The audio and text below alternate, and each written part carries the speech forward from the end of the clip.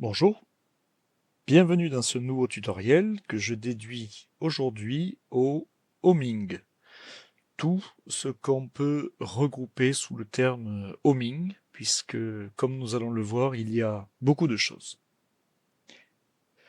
Alors, dans ce tutoriel, je vais vous expliquer en détail tout ce que l'on regroupe habituellement dans ce terme homing. Nous allons voir eh bien, les deux technologies de codeur multitour ou monotour. Nous allons voir les différents types de homing pour les deux grandes familles fonctionnelles d'axes, c'est-à-dire soit les axes finis, soit les axes infinis. Nous allons analyser la différence, la décorrélation entre la position physique du codeur et la position logique exprimée en unité utilisateur. Nous allons voir deux façons de gérer, de mémoriser ce homing, ce zéro d'axe, c'est-à-dire soit dans une variable retain persistante, soit dans la mémoire du codeur. Et puis, nous allons faire des essais dans le template. Je vous montrerai pour tous ces différents cas de figure, toutes ces familles de homing, eh bien, ce que ça donne. Alors, qu'est-ce que nous appelons un homing dans Pipedrive? Eh bien, si on prend un petit peu de hauteur, ça va être deux fonctions différentes, deux fonctions au sens fonctionnel. Ça va être soit de retrouver la position d'un axe à la mise sous tension, y compris le bit home que l'on retrouve dans les variables de l'axis module. Et la deuxième grande fonction, ça va être de pouvoir donner à un axe, lorsqu'il est à une position bien précise, euh, de forte préférence déterminée et répétable, eh bien ça va être de lui donner une valeur. Très souvent la valeur 0, mais nous verrons que ça peut être une autre valeur que la valeur 0. Pour définir la position d'un axe, c'est-à-dire dans la deuxième catégorie de ce que nous avons vu juste avant, il existe plusieurs méthodes. Soit nous pouvons faire un simple setPos, c'est-à-dire que on va débloquer le frein, on va amener l'axe manuellement à une position bien précise, ça peut être une butée mécanique, une pige, et on va déclencher ce setPos pour prendre la position caractéristique, soit ce peut être fait par un mouvement automatique qui ira donc chercher cette position déterministe et répétitive et qui donnera automatiquement l'information de prise d'origine, soit par un capteur, soit par un limit switch, soit par une butée mécanique, ce qui va induire un couple élevé et qui pourra être donc ce qu'on appelle un homing sur couple ou sur force. Comme je l'ai déjà dit précédemment, lorsqu'on fait un homing, donc lorsque l'on fait un setPos, on peut donner n'importe quelle valeur à cette position caractéristique, en particulier la position 0. Voilà, donc ce sont toutes ces choses que l'on regroupe sous l'appellation homing. Et voilà, je tenais à le préciser. Ça peut, on peut avoir parfois une compréhension différente, notamment par rapport à nos concurrents qui ont peut-être un vocabulaire différent du nôtre. Alors, codeur monotour ou multitour, eh bien, je renvoie vers nos catalogues. Hein, donc, différents codeurs possibles pour un moteur. On peut avoir des codeurs haute résolution, c'est-à-dire qu'ils généreront 128 sinus, cosinus analogiques par tour, ou basse résolution, 16 sinus, cosinus par tour. Si on a un gros réducteur, un codeur basse résolution peut suffire pour avoir une position finale, une position applicative précise. Par contre, si on a une réduction très faible, voire un entraînement direct, il sera souhaitable d'avoir plutôt un codeur haute résolution, 128 sinus par tour. De même, on peut avoir une position codeur monotour, c'est-à-dire un 0,360 degrés absolu, ou multitour, qui permet d'avoir une position absolue, mais cette fois dans un intervalle de 4096 tours. L'étendue de mesure d'un axe, l'étendue de mesure de position d'un axe va dépendre bien évidemment du gear in, gear out, c'est-à-dire du réducteur, et du feed constant, c'est-à-dire quelle est la distance parcourue pour un tour de sortie réducteur. Par défaut, l'étendue d'un codeur multitour est de 4096 tours multiplié par 360 degrés. Ça fait à peu près 1 presque 1 500 000 degrés. Nous le verrons pendant la phase de démonstration pour le cas d'un codeur multitour. Eh bien, dans ce cas-là, si on a sorti du moteur un réducteur par 16, eh bien, on divise cette étendue par 16, ce qui va faire 256 tours sortie réducteur. Si nous avons un feed constant de 10 mm, par exemple, ça peut être le cas dans une vis à billes, donc ça veut dire qu'on aura une étendue de 10 mm x 256 tours, c'est-à-dire à peu près 2,50 m. Alors, c'est un cas d'école, hein, puisque quand on a une vis à billes qui est déjà en soi une forte réduction, à moins de devoir soulever des charges très très lourdes, on ne va pas avoir et une vis à billes avec un pas relativement faible et une grande réduction. Mais peu importe, ceci est juste un exemple pour vous montrer comment on peut passer d'un codeur multitour 4096 tours, ce qu'on va appeler un codeur absolu, vers l'étendue réelle, mesurable dans ce cas-là. Donc, toujours avoir à l'esprit l'étendue réelle, hein, pas simplement l'étendue du codeur, pour éviter des surprises.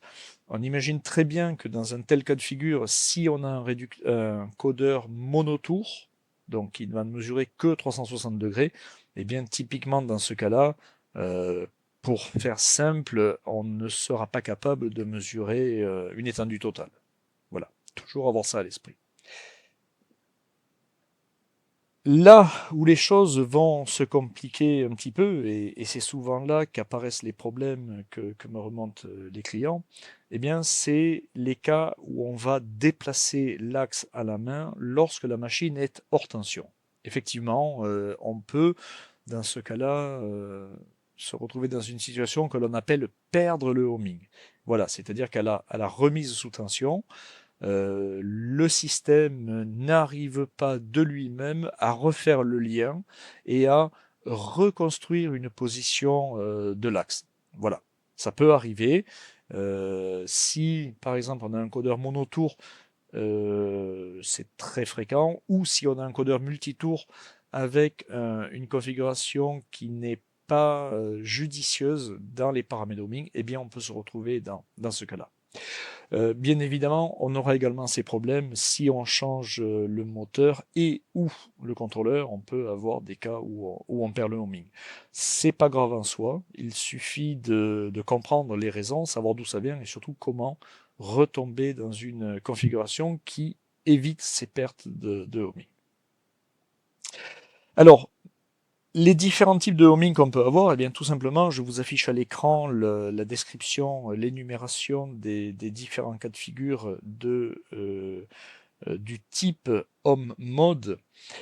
Alors, les premiers, pour faire simple, c'est finalement plus ou moins un set post avec mouvement. C'est-à-dire que l'axe va se déplacer dans un sens ou dans l'autre.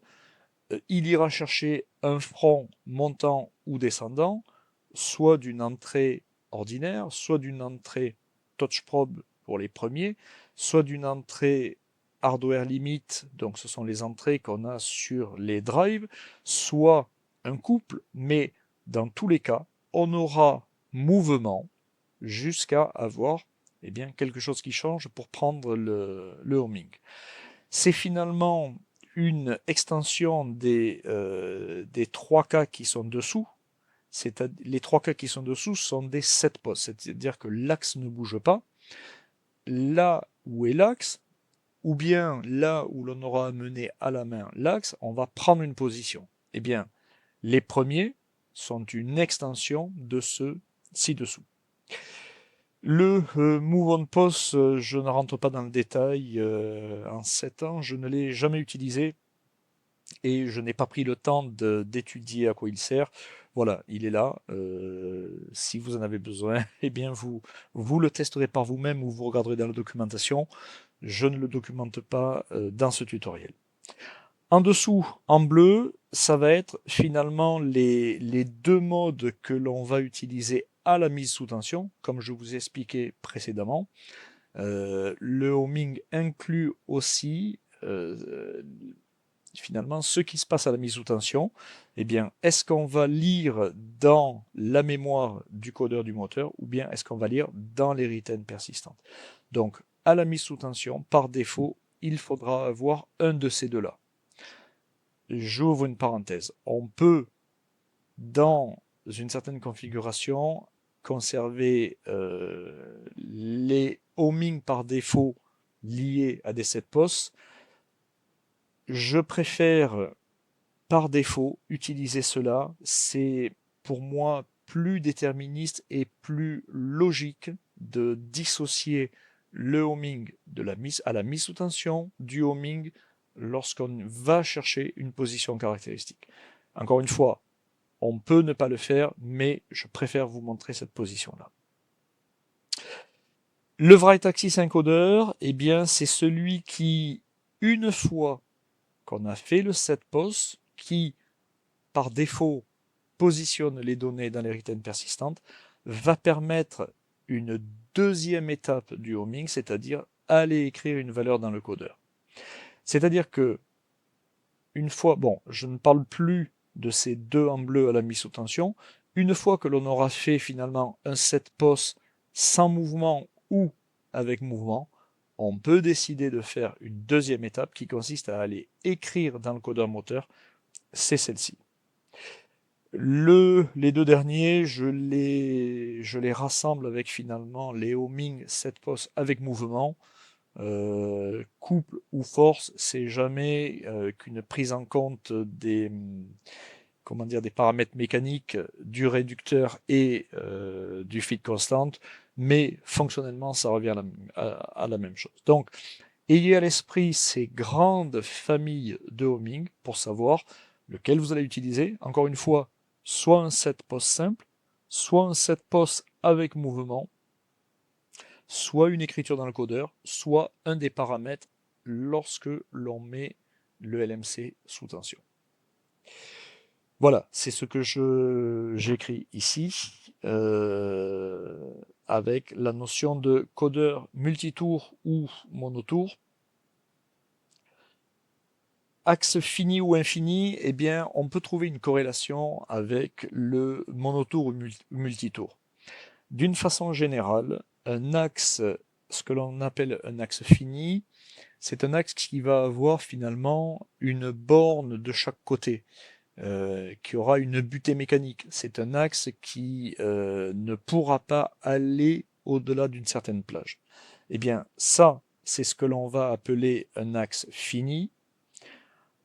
En règle générale, on va préférer pour un axe comme ça un codeur multitour, c'est-à-dire que en général, donc un moteur qui a un codeur qui permet d'avoir une position à l'intérieur de 4096 tours, généralement, comme on l'a vu précédemment, il saura avoir une position finie et une seule sur toute l'étendue mécanique d'un axe fini.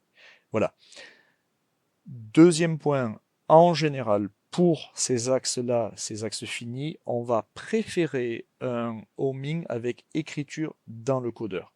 Alors, encore une fois, c'est pas une règle inviolable, mais c'est une bonne pratique. On préférera toujours pour un axe fini un codeur multitour avec écriture dans le codeur.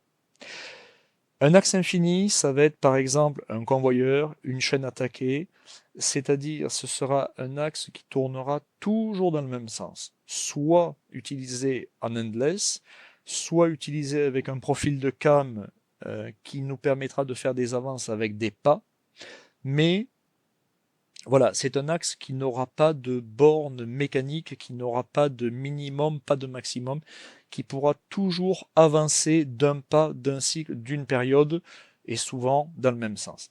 Eh bien, cet axe-là, on va l'appeler axe infini.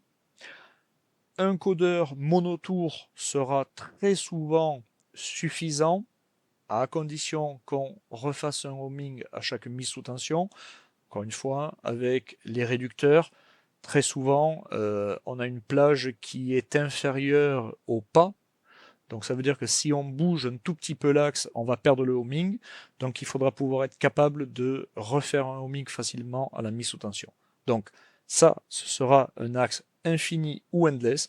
Et dans ce cas-là, on préférera un homing dans les returns persistantes parce que c'est plus rapide et parce que ça ne présente aucun intérêt, aucun avantage d'aller écrire dans le codeur.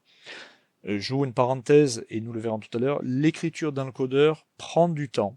Donc, si on le fait, il faut que ça ait du sens. Voilà, on ne va pas le faire inutilement pour les axes infinis, les axes endless en particulier. Donc, le choix du moteur, du codeur, du homing, eh bien, c'est quelque chose qui résulte de l'analyse, un petit peu comme le dimensionnement. Hein. On va calculer le couple et la vitesse max du moteur. Eh bien, toujours dans cet esprit-là, on va au plus tôt déterminer le type de homing et le codeur, monotour ou multitour dont on a besoin. On va vraiment dimensionner au plus juste en fonction des besoins de l'axe. Alors maintenant, un point important, la décorrélation entre la position physique et la position logique de l'axe. Dans des cas de perte de homing, il m'arrive d'entendre de la part de clients, et c'est une remarque pertinente, qui me disent mais je comprends pas, le codeur c'est quelque chose d'absolu, il sait toujours où il est, comment ça se fait qu'on puisse perdre sa position? Eh bien, nous allons voir par différentes manipulations que c'est tout à fait compréhensible qu'on puisse, entre guillemets, perdre le homing suite à une mise sous tension. La position physique du codeur, elle représente une position du moteur, donc soit de 0 à 360 degrés, soit de 0 à 4096 fois 360 degrés. Cette position physique, elle se lit dans le DRV, dans le template. Alors, on va tout de suite le regarder. Ça se lit ici dans le paramètre. Alors, je referme tout. Et dans encodeur, on va le lire. Alors, c'est l'effet des mots. Je ne vais pas le retrouver. Voilà. Encodeur position, on va le retrouver ici. On va le retrouver ici. Et si je me connecte, voilà, on va trouver ici 322 degrés. Donc je peux tout de suite vous montrer, je suis sur un codeur monotour. Et si je dépasse 360, je vais repasser à 0. Voilà, ça c'est la position vraiment physique du codeur pour un codeur monotour. Si je vais sur mon autre axe qui est un codeur multitour, voilà, là j'aurai quelque chose de beaucoup plus grand. Alors, je suis proche de 0, mais si je fais un jog moins, alors c'est un moteur avec frein, hein, je peux pas. Voilà, là j'arrive à 1 470 000, comme je vous montrais tout à l'heure. Voilà, c'est-à-dire qu'on est repassé en degrés, on est repassé au modulo, donc de 4096 tours fois 360 degrés. Alors que l'axe 1, voilà, il n'a un range que de 1 tour. D'ailleurs, on le revoit ici, hein, 1 tour, et ici 4096 tours. Voilà, c'est une parenthèse sur ce point-là. Position physique du moteur. La position logique, comme vous le savez à présent, elle englobe le réducteur, elle englobe le fil constante, et elle est soit en millimètres, en mètres, en degrés, c'est vraiment des unités utilisateurs. Donc, on imagine bien qu'il y a des calculs entre les deux et que on n'a pas, comment dire, on n'a pas un lien physique simple entre les deux. Voilà, il y a la prise en compte de ces éléments-là. Et le zéro de la position logique lorsqu'on fait un homing n'est pas a priori le zéro du codeur physique. Nous verrons que lorsque l'on fait une écriture dans le codeur, c'est-à-dire la deuxième étape du homing, on a cette liaison entre zéro logique et zéro physique. Mais ce n'est pas natif et ce n'est surtout pas le cas lorsque l'on fait un homing uniquement dans les variables return persistantes. Donc, ce qui veut dire que lorsqu'on fait un homing, finalement, dans les returns persistantes, on vient faire un set pos, on définit quelque part un offset entre une position physique et une position logique en unité utilisateur. Voilà. C'est pas toujours, encore une fois, c'est pas toujours une écriture du zéro du codeur physique. Et surtout, la position physique du codeur, elle ne tient jamais compte du gear in, gear out feed constant. C'est la position du rotor du moteur, ce n'est pas la position applicative qui tient compte du réducteur et du feed constant. Je me répète, mais voilà. Donc, cet offset entre les deux, il est stocké dans les returns persistantes, soit dans la mémoire du codeur. Alors, j'ai une petite coquille là dans ma présentation. Cas particulier, quand on écrit dans le codeur, on vient remettre à zéro cette position du codeur. À une précision cependant, imaginons un codeur monotour, 0,360 degrés, et un axe logique qui aurait une période de 720 degrés, eh bien, au moment où on fait le homing, on aura bien 0 dans les deux. Si on fait un tour, on repassera à 0 pour la position du codeur physique, alors que la position logique sera à 360 parce qu'on aura décrit l'axe comme étant en modulo 720 degrés. Je vous le montrerai tout à l'heure. Donc, comme je vous l'ai déjà dit auparavant, à la mise sous tension au démarrage du template, il faut, entre guillemets, reconstruire la position logique. Et je vous le montrerai, dans certains cas, on peut perdre le homing, c'est-à-dire obtenir une position aberrante qui n'est pas celle que l'on avait avant la mise sous tension, auquel cas on perd le bit omd du template dans les axis modules.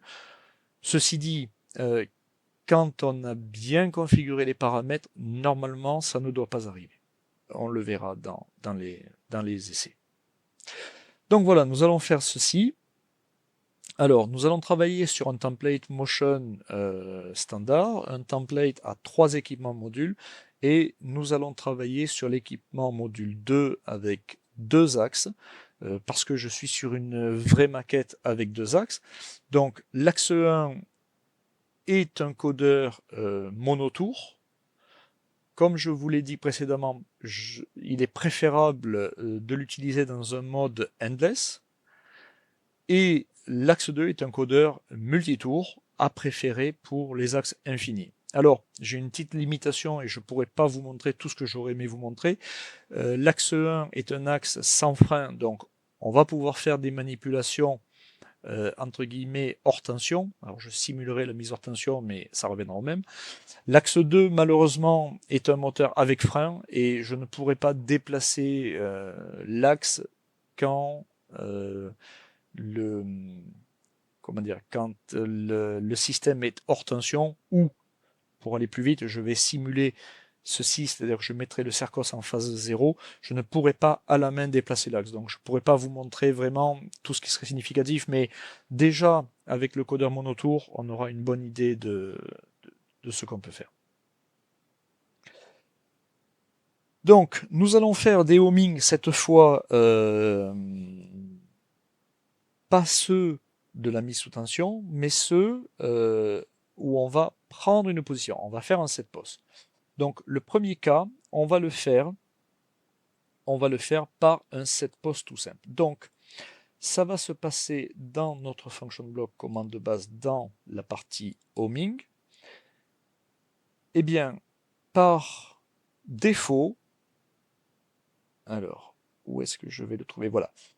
Le principe, donc, quand on monte une bascule RS pour un set POS et que l'axe est libre, sur les trois modes que nous allons utiliser, c'est-à-dire soit un set POS, soit un write POS dans le codeur, soit un, un homing avec mouvement sur un capteur, on va configurer notre position de homing à la valeur de l'axe applicatif que l'on peut modifier à l'écran.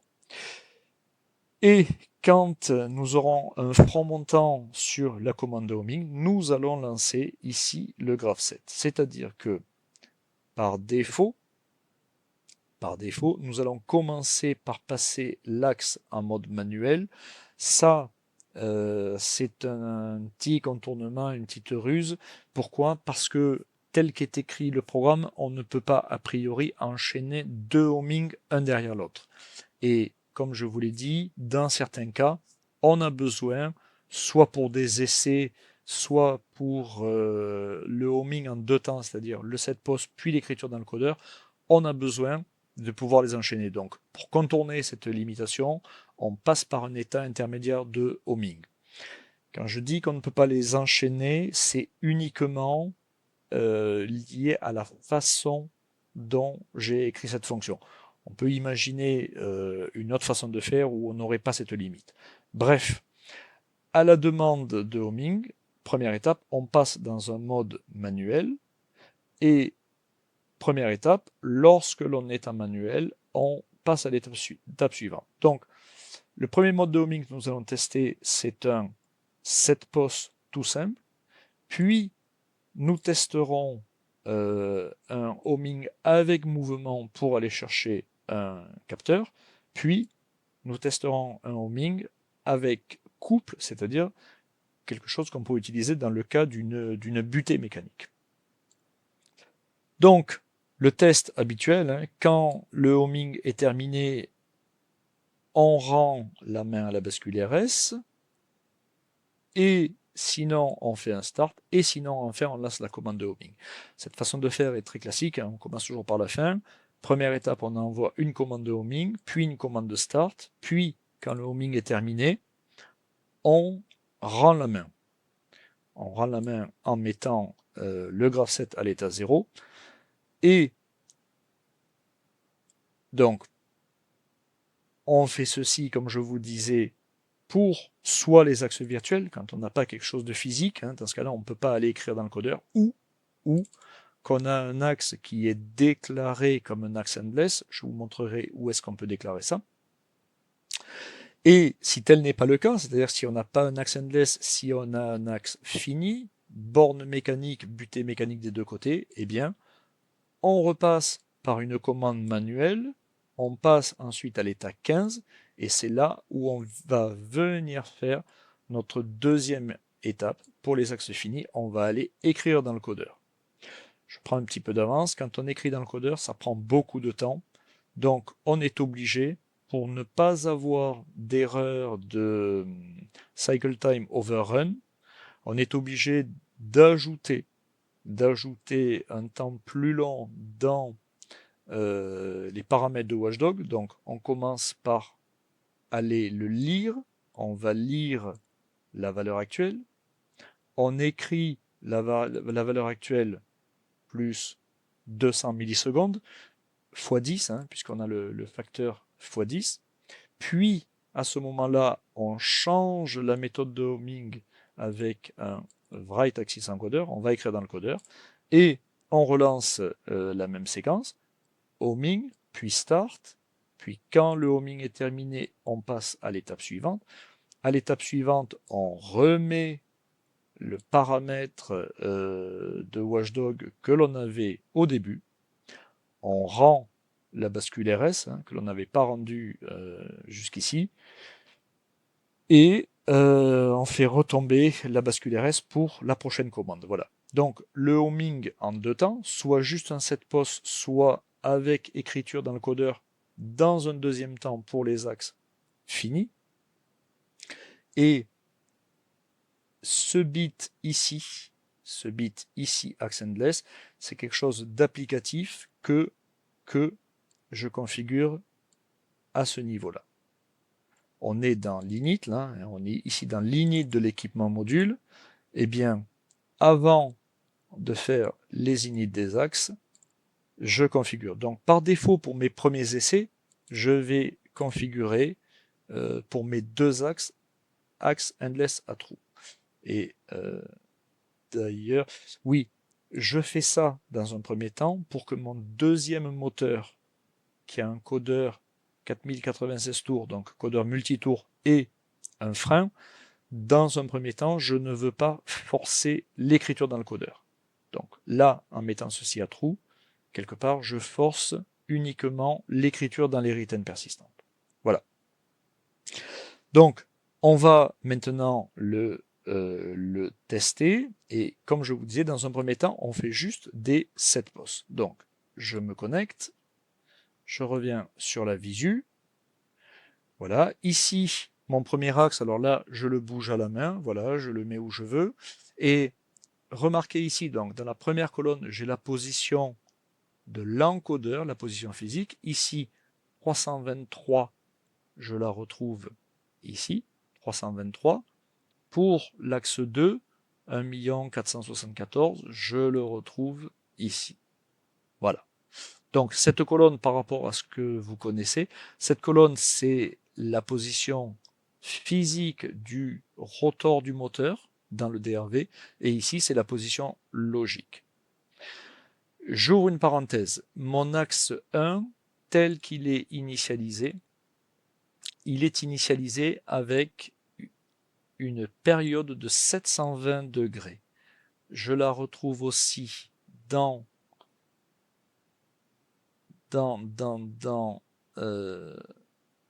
le setpost, voilà, dans le paramètre de setpost, user period 720 degrés. Ça veut dire que je peux faire 2 tours à la main.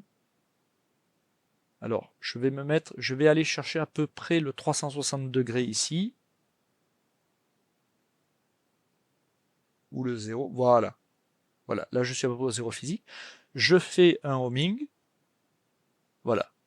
Là, j'ai presque l'alignement entre la position physique et la position logique. Je vais faire un tour. Ah oui, là je suis en coupe, donc il me faut arrêter. Voilà. Je fais un tour. La position physique va repasser à 0, alors que la position logique va continuer jusqu'à 720. Voilà. Et la position logique après. Alors, pardon, il faut que je me mette en homing, en jog, pardon. Et là, le jog, voilà. Là, je repasse à 0. Par contre, si je reviens en dessous, je refais un tour de moins. Quand je vais faire un jog, je vais retrouver quelque chose à un petit peu plus de 360 degrés. Voilà. Parce que je suis modulo 720 degrés. Donc vous voyez sur un exemple très simple, on peut déjà montrer cette décorrélation entre la position physique et la position logique. Je suis en setpost, je refais un homing, voilà, et là j'ai vraiment une décorrélation entre la position physique du codeur et la position logique. Nous verrons tout à l'heure, en cas d'écriture dans le codeur, on remet dans cette valeur-là la vraie position. Je vais maintenant donner une position de homing à 45 degrés. Je refais un homing, voilà. Au moment où je fais mon setpost, je lui dis, mon axe, mon cher axe, tu prends la position 45 degrés. La même chose pour 90, homing, etc., etc. Comme j'ai un modulo 720, je peux même mettre position de homing à 360. C'est pas du tout un problème, etc., etc. Je peux faire la même chose pour mon deuxième axe. Je fais un homing à 0, à 90, etc., etc. Voilà, si je mets moins 45, est-ce que ça va marcher? Ça marche aussi. Voilà. Et encore une fois, la position physique ne change pas puisque je n'écris pas dans le codeur. Je me remets à 0, je me remets à 0. Voilà. Maintenant, donc ça c'était un homing en 7 poses tout simple. Je vais faire le deuxième, c'est-à-dire je vais prendre negative direction, positive edge of the sensor. Alors, ça veut dire que je vais partir en arrière, aller chercher un front positif, un front montant. Je pourrais aller chercher également un touch probe. Le touch probe, il se configure dans les init. Il est très proche. Hein. Donc, le touch probe, il se configure ici pour les LMC Pro. C'est une entrée plus rapide qu'une entrée simple. Pour le Move on Pos, eh bien, quels que soient les fronts, etc., l'entrée va devoir être configurée dans cette entrée-ci. Sensor, on met ce boulet. Hein. Et là, je ne vais pas utiliser un capteur physique, mais je vais tout simplement utiliser un bit que je vais piloter à la visu pour lui donner mon entrée. Donc ça, c'était pour ici, voilà. Donc, encore une fois, touch probe, entrée simple ou hardware limite négative sur le drive, je ne vais faire que celui sur sensor pour simplifier les choses. Les autres seraient, on va dire, homogènes. Et pour configurer ce mouvement, eh bien, on va le voir ici, on va avoir une vitesse à 10 degrés par seconde, accélération, décélération, jerk, etc., etc., comme si on faisait un mouvement en positioning. Voilà. Et voilà. Donc on a normalement un max travel quelque part, je sais pas où il est. Non, c'est sur le torque qu'on a du max travel. Oh bon, peu importe. Donc à présent, je suis sur un homing avec mouvement.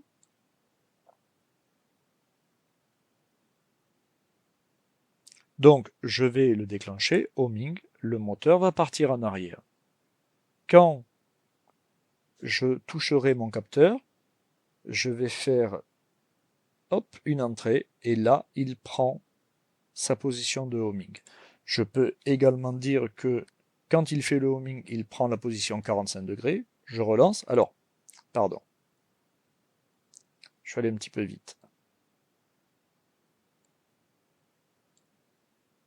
Je suis allé un petit peu vite. Je recommence. Il part en arrière. Quand il trouve la bonne valeur, je fais une entrée capteur. Il revient se positionner. Très bien. Maintenant, je vais me remettre à 0. Je le fais encore. Imaginons que au moment où je veux faire le homing, mon capteur est déjà en position. Je clique sur Toggle au lieu de cliquer sur Tap. Eh bien, le homing va chercher à se dégager du capteur, c'est-à-dire qu'il va cette fois partir en marche avant. Une fois qu'il se sera dégagé du capteur, il va revenir en arrière pour le retrouver. Dès qu'il le touche, il prend son homing. Vous voyez? Si, au moment où je fais le homing, je ne suis pas sur le capteur, je pars en arrière, dès que je le touche, c'est bon, je reviens à 0. Si je suis déjà sur le capteur, je vais partir en avant, chercher à m'en dégager, et je vais venir le rechercher. Dès que je vais le toucher, je vais faire mon set pose à 0. Voilà. Voilà, à nouveau, hein, vous voyez, décorrélation entre la position physique et la position logique. C'est la même chose pour le deuxième axe. Hein, donc il se trouve que là j'ai une entrée globale que j'utilise pour tous mes axes la même chose. Ça n'a pas de sens physique. Le seul sens que ça a, c'est de vous montrer comment ça fonctionne. Alors, je ne vous le montre pas dans ce tutoriel, mais vous pouvez me croire, hein, je suis vraiment sur des axes physiques et il tourne vraiment. La preuve en est, voilà, là si je tourne mon axe à la main, vous voyez, voilà, il tourne. Donc c'est bien un axe physique. Le troisième que je veux vous montrer, c'est le homing sur couple.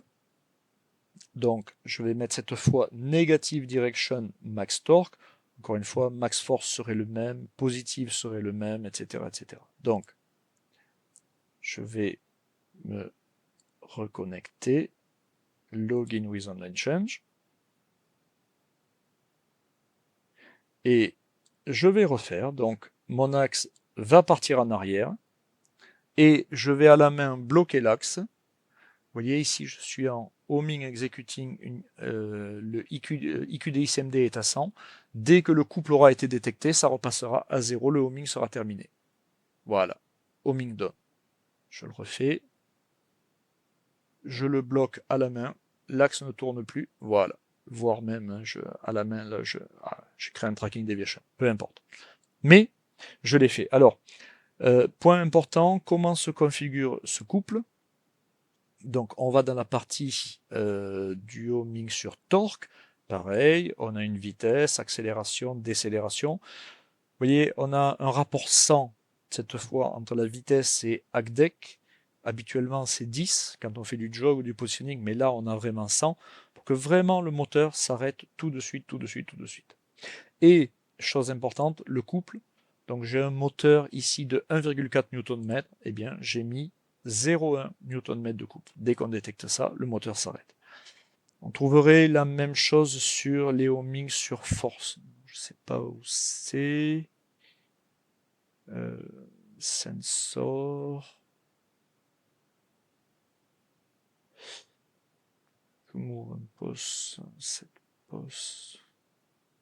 Torque. Bon, je sais pas où c'est. On va pas perdre de temps. Alors.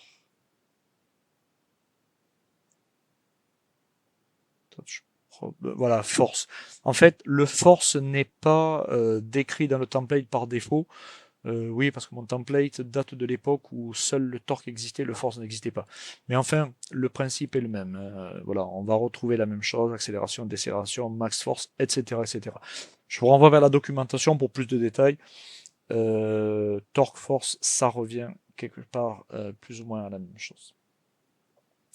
Ce paramètre, c'est le temps. Voilà, c'est le temps pendant lequel on va analyser le couple max sur l'axe avant de dire, ben voilà, on est sur la butée physique pour prendre le couple. Voilà. Bien, alors là, nous avons vu le premier point, les homing en 7 postes simples, en 7 postes après un mouvement ou en 7 postes après un couple. Nous avons vu également comment avoir différentes valeurs de la position initiale et en tout début, je vous avais décrit la séquence de homing. Je suis allé vite, mais n'hésitez pas à réécouter, à rebalayer et à me poser des questions si vous avez des questions, si quelque chose n'est pas clair. Le deuxième point, c'est maintenant le homing à la mise sous tension. Alors, comme je vous l'ai dit, pour les axes finis, on va préférer un codeur multitour avec écriture dans le codeur. Pour les axes infinis, on peut se contenter d'un multitour avec écriture dans les retain. On va voir un petit peu plus dans le détail. Donc, jusqu'à présent, on était, et on va revenir sur des homings simples avec uniquement le set pos. On va rester sur le set pos. Et on va changer à la volée le type de homing entre retain et codeur. Donc ici, je le bouge à la main, je suis en couple, stop, voilà. Et on va regarder également le timing de ceci. Donc je fais un homing, c'est immédiat. Stop trace. Vous voyez, ici, je trace la bascule RS de homing, le graph set, donc je fais mon homing en, on va dire, 200, un peu plus de 200 millisecondes, autour de 200 millisecondes. D'accord? Maintenant, je vais faire la même chose, mais en déclarant mon axe, cette fois, non plus comme endless, mais comme un axe fini. Et là, ça va être beaucoup, beaucoup plus long. Donc, je décale mon axe, je refais un homing. Notez combien de temps ça va rester ici à 1. Voilà, c'est sensible, on le voit. On va analyser la trace. Donc, on retrouve bien notre première séquence de homing qui dure 200 millisecondes jusqu'à l'étape 10. Et après, on trouve les autres étapes, notamment à l'étape 30 où on va écrire dans le codeur. Et là, on se rend compte qu'on a un homing qui dure pas loin de 2,5 secondes. Vous voyez? D'où le besoin de changer les paramètres de Watchdog de la tâche et de le faire que si vraiment c'est nécessaire. Voilà. Donc souvenez-vous, autour de 200 millisecondes quand on écrit dans les returns persistantes, autour de 2 secondes 5 quand on écrit dans le codeur. Alors, ce qui est intéressant, et je vous en avais parlé, à présent, on a vraiment adéquation entre la position logique et la position physique. Alors là, ça se voit pas parce qu'il a un petit peu bougé, mais si je dépasse le modulo, voilà, là j'ai parfaite adéquation. Alors, il a bougé un petit peu, je vais le refaire.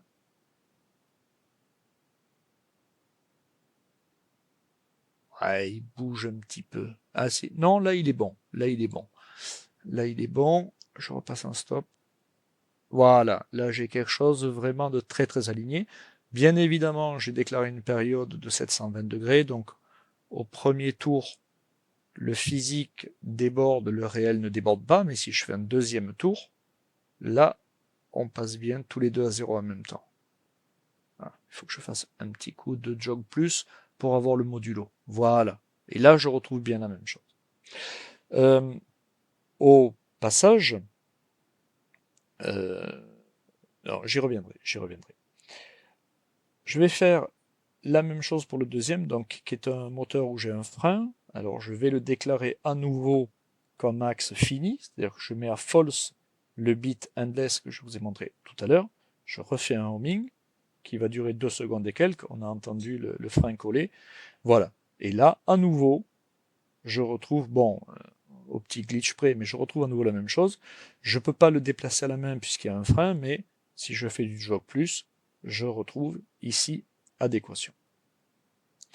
Donc, à présent, j'ai des homings qui sont enregistrés dans le codeur pour faire un redémarrage. Je me dois dans les initialisations des axes et pour les deux axes, d'aller lire non plus dans les retain, mais dans le codeur. Vous voyez? Alors, je pourrais automatiser ça avec mon fameux bit ici, xendless. Bon, je ne l'ai pas encore fait et je veux vraiment vous montrer et insister là-dessus. Configurez toujours de manière homogène et un ami sous tension et au moment où vous faites le homing. Voilà, vous devez toujours avoir à l'esprit ces deux choses-là parce que le homing, c'est deux choses. Je répète, c'est la reconstitution de la position à la mise sous tension et au moment où on dit que l'on fait le homing. Donc là, je l'ai fait pour l'axe 1, je vais le faire pour l'axe 2. Donc init axe 2. Voilà, ici. Voilà, et là je suis à nouveau en restore. Je me connecte et là je peux faire à nouveau un download et simuler une mise sous tension.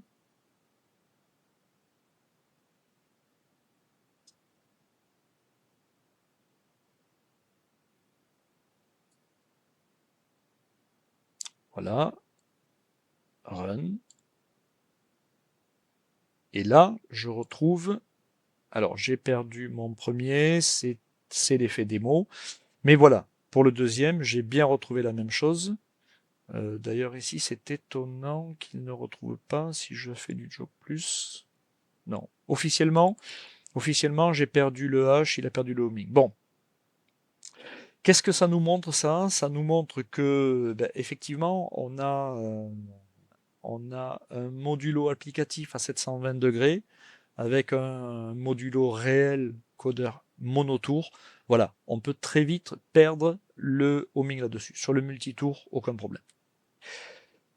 Alors, ça, c'était pour vous montrer le lien entre l'écriture dans le codeur et le paramètre au démarrage. Alors, je reviens à ce que j'avais avant pour vous montrer la partie suivante. Je vérifie dans ma présentation. Voilà, sauvegarde la réalité de patience, impact temporel, nous l'avons vu, le watchdog et le restore window, c'est l'élément suivant. Donc là, je vais revenir sur la sauvegarde standard dans les retain pour l'axe 2 et pour l'axe 1.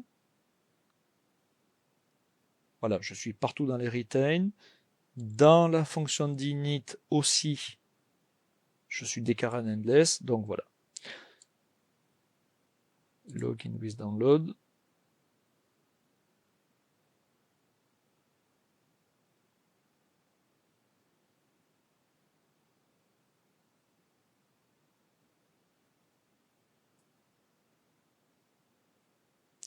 Je passe en run. Et à nouveau, comme je vais dans les retain, je vais perdre le lien. Alors là, j'ai retrouvé mon bit omé. Bon.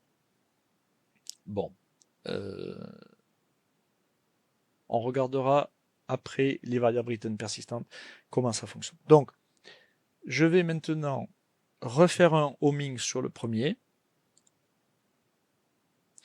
Et je vais vous montrer un paramètre très important. Donc, dans la catégorie setPost, c'est ce restore window.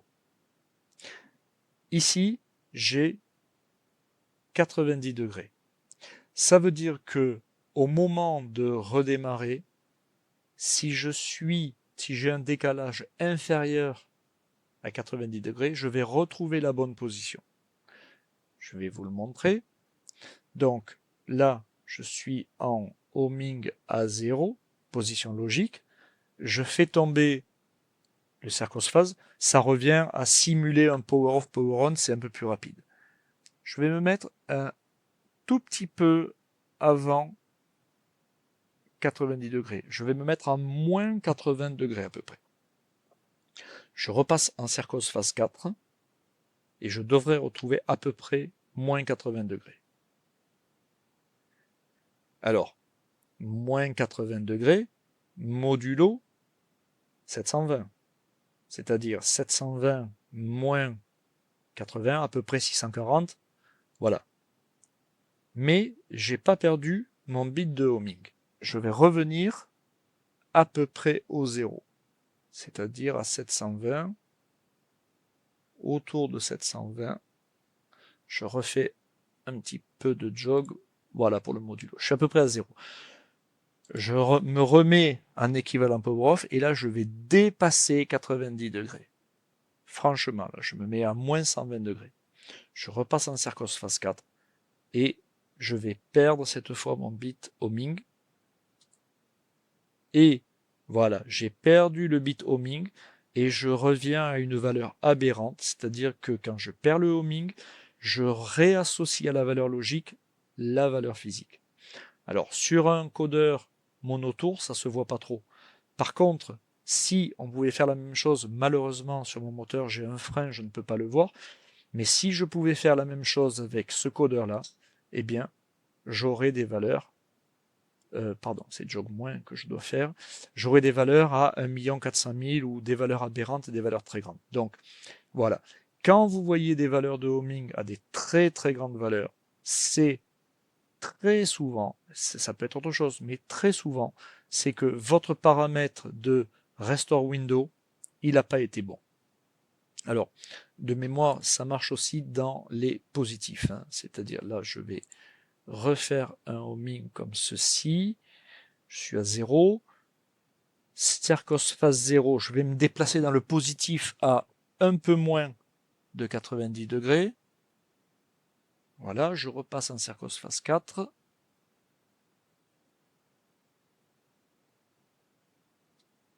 Je retrouve une position à 70 degrés et j'ai mon bit homing.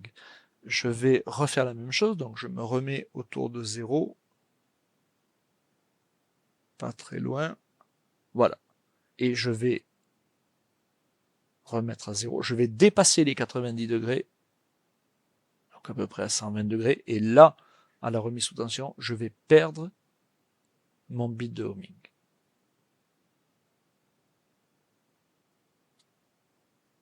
Voilà. CQFD, j'ai perdu le bit de homing, j'ai repris la même valeur. Vous voyez, je le refais, et oui, je refais un homing, pardon,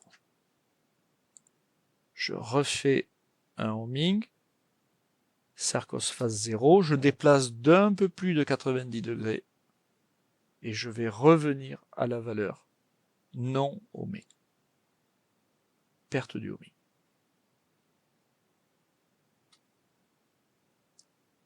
Voilà. J'ai perdu mon bit hommed et je prends comme valeur logique la position physique. Je vous parlais des valeurs de retain persistante. Elles sont stockées ici. Donc on va ajouter ceci. Voilà les deux valeurs. Alors la première est tout simplement, quand on fait un homing, que se passe-t-il? Je refais un homing sur la première. Et bien voilà. Je réécris ici la position physique de l'encodeur, la position logique de l'axe et un checksum qui est la somme des deux. Et quand je vais bouger à la main, ces trois réels dans les rythmes persistantes vont suivre. Voilà, je vais faire repasser ma position logique à l'encodeur, repasse par 0, vous voyez juste avant. Voilà, 360 0, alors que ma valeur logique, elle peut aller plus loin que 360, etc., etc. Je suis toujours à 720, donc là je vais plus loin. 774 moins 720, je vais me mettre à la valeur 35 dès que je vais jogger, parce que, bon, je me suis trompé dans mon calcul de tête, mais voilà, parce que j'ai un axe que j'ai déclaré en modulo 720, encore une fois, dans la partie au homing et dans la partie du jog, qui est ici. Voilà. Pensez dans tous vos paramètres des axes, mettre partout la même valeur de période. Ça aussi, c'est des choses qui peuvent vous faire des surprises. Bien, voilà, ça c'était l'influence de ce paramètre, hein, Restore Window, très très très important. Quand vous perdez les homing, pensez toujours à vérifier ce paramètre Restore Window. Voilà, souvent il peut vous donner des surprises. Le paramètre absolute encodeur offset, celui-là aussi, je rentre pas dans les détails, il y a des choses dans les lignes, mais voilà, quand vous avez des pertes de homing, souvent ce sont ces deux paramètres-là. Alors, non seulement pour le set post, mais pour les autres, hein, on va retrouver les mêmes choses, offset également. Voilà, souvent ce sont ces paramètres-là qu'il faut régler. Je pense que je suis arrivé au bout. Voilà. En guise de conclusion, quelques bonnes pratiques. Donc, comme je vous disais en début de cette présentation, toujours se poser la question, est-ce que j'ai un axe qui est de type infini, endless, convoyeur, qui avancera par pas, hein, et on aura finalement, sa position sera une position à l'intérieur du pas, ou bien est-ce que c'est un axe qui est fini, borné, qui a des butées mécaniques de chaque côté. À partir de cela, vous allez en déduire si vous avez besoin d'un codeur multitour absolument, ou si un multitour peut suffire, ou si un monotour peut suffire. Encore une fois, si vous avez un monotour avec réducteur, prévoyez toujours que à la mise sous tension, vous ayez un système de homing systématique. Donc, quand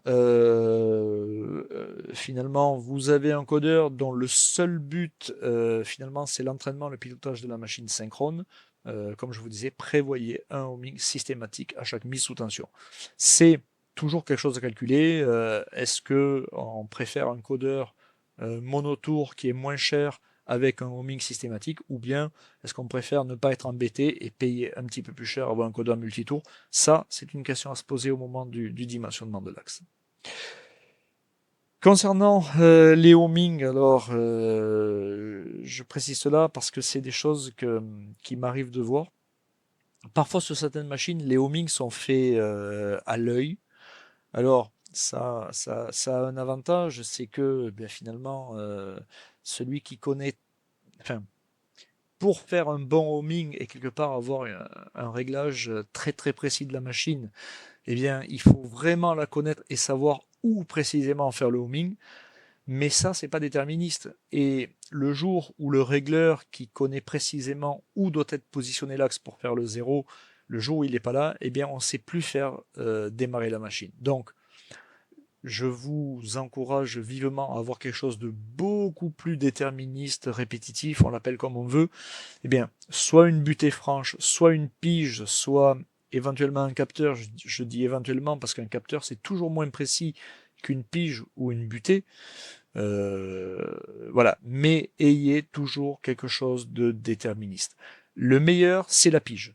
Le meilleur, c'est la pige, et pour des axes où on n'a pas de charge verticale, le mieux, c'est de débloquer les freins, on amène l'axe à la main, on met la pige, on fait un set post simple. Ça, c'est le mieux. Le deuxième derrière, c'est d'aller chercher le couple. Alors, c'est répétitif, à quelques dixièmes près. Mais peut-être quelques dixièmes, c'est suffisant. Mais c'est moins précis que la pige. Une pige H7 G6, on fera jamais mieux que ça en termes de précision.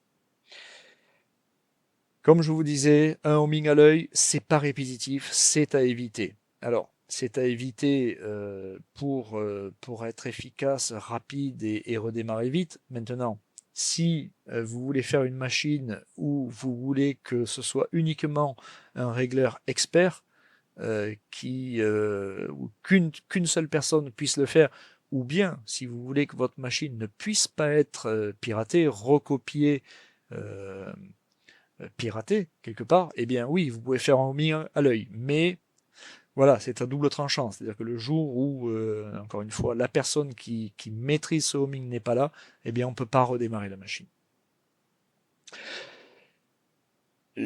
Corollaire de ceci, voilà, un homing doit être simple à réaliser.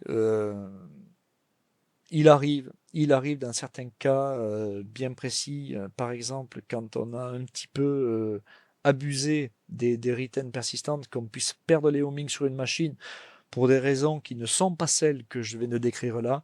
Eh bien, je vous encourage à toujours avoir anticipé ceci, ou bien, s'il faut changer de moteur, s'il faut changer de drive, hein, il y a plein de situations où on peut perdre le homing. Vraiment, je vous encourage à toujours penser au homing et à prévoir des homings simples. Voilà, une pige, une butée mécanique, un capteur, dans certains cas, voilà, un homing simple, simple, simple. Voilà, nous sommes au bout de cette présentation. J'ai été long parce qu'il y a beaucoup de choses à dire sur le homing. Encore une fois, souvenez-vous, le homing, c'est à la fois la façon de reconstruire la position de l'axe à la mise sous tension et, et la valeur que l'on veut donner lorsque l'axe est à une position bien précise. Gardez à l'esprit également, axe fini, axe borné des deux côtés, codeur multitour et homing dans le codeur. Et si axe endless, un codeur monotour peut suffire avec très souvent un homing nécessaire à la remise sous tension et écriture dans les returns persistantes beaucoup plus simple. Voilà, nous sommes au bout. Je vous remercie.